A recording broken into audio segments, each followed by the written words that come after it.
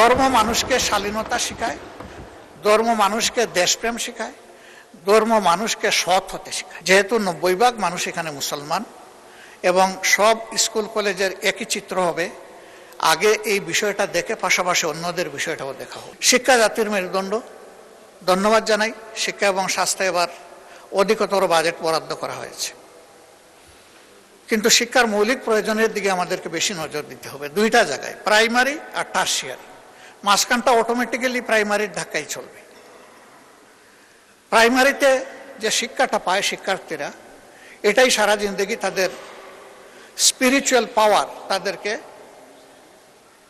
Supply দেয়। এই জায়গাটায় আমাদের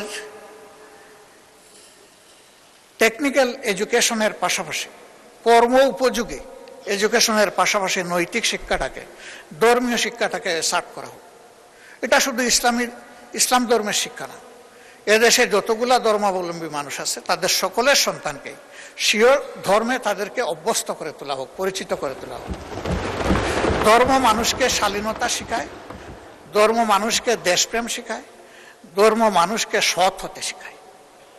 এই শিক্ষাগুলোর জন্য এই লেভেলগুলোর প্রতি বিশেষ গুরুত্ব দিয়ে, যেহেতু 90% মানুষ এখানে মুসলমান এবং সব স্কুল কলেজের একই চিত্র হবে, আগে এই বিষয়টা দেখে পাশাপাশি অন্যদের বিষয়টাও দেখা হোক।